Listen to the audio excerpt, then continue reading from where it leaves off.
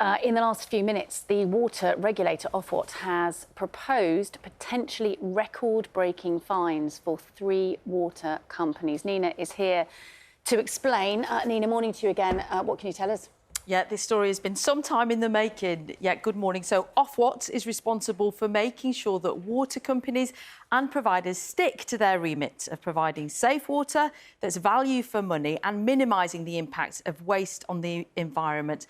This morning we've learned it believes that at least 3 of those companies have failed. So following an investigation that began in 2021, it's proposing a record-breaking collective fine on 3 water companies of £168 million. So this breaks down as at Thames Water being fined £104 million, Yorkshire Water fined £47 million and Northumbrian Water fined £17 million. Looking at the detail in the report, it's found that all of them are guilty of discharging untreated water, resulting in harm to the environment and to customers, failing to upgrade their systems and not reacting to these failings quickly enough. But we already knew that every major water company has data suggesting it's discharged raw sewage when the weather is dry, a practice which is potentially illegal. And the Environment Agency says sewage spills hit record levels last year, around 3.6 million hours worth.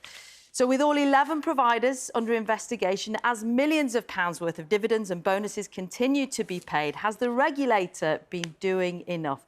Well, joining me now is Ofwat's Chief Executive, David Black. Morning to you. First of all, talk us through these proposed fines, because they are just proposed at the minute. Yes, so these are our draft decisions reflecting our enforcement cases against 3 companies, Thames Water, Northumbrian Water and Yorkshire Water, and they reflect a catalogue of failures that we have found in their dealing with sewage and safely disposing and discharging of it. One of the worrying elements of this is you say public safety has been compromised. Should we be worried? Yes, so the discharge of raw sewage into waterways is clearly a risk to public health, and I think we have plenty of evidence of the potential consequences of that. Within this, though, do you bear some responsibility? 11 water companies facing investigation. How has it got to the point where we are in danger of drinking our own water?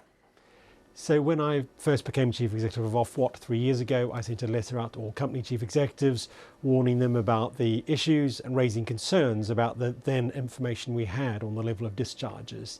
Today's action as a combination of the investigation that we've undertaken. These are complex cases, but we've found clear failings in all 3 companies.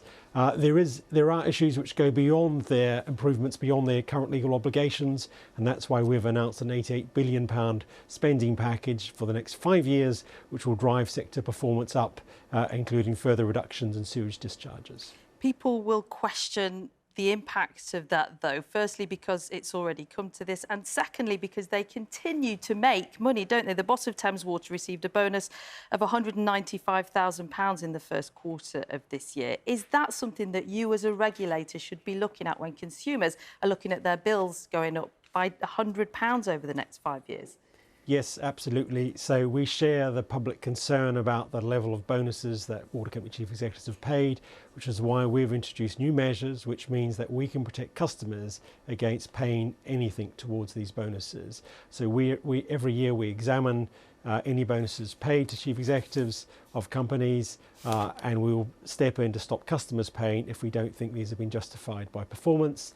We're also talking with the government about new powers to Ofwat to step in and stop bonuses being paid where companies have broken the law, such as in the announcement that we've made today. It's very clear that the conduct of companies is a cause of public concern as well as their actions, and companies need to address both of these issues. So just to be clear, Thames Water is in £14 billion of debt. Their CEO received a bonus of £195,000 the first quarter. If I talk to you in a year's time, that won't be happening.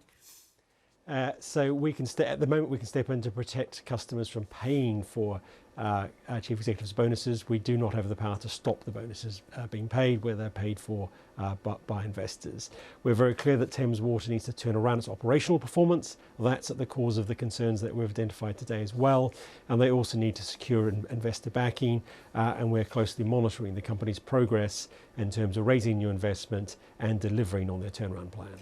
If I was one of the 16 million Thames Water customers watching this morning, I'd be thinking, I'm paying through the nose. This company has a monopoly on one of my basic human rights. The government isn't stepping in and regulators aren't doing enough. What would you say to those 16 million customers?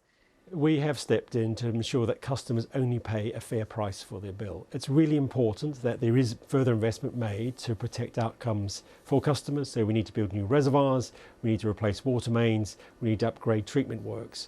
And so there are costs that will fall to customers, and that is entirely appropriate. What we've stepped in to ensure that companies, where they break the law, they feel the consequences of that, and that companies need to turn around their performance and get better outcomes, get the outcomes that customers and society rightly expect from a water company that ought to be run in the public interest.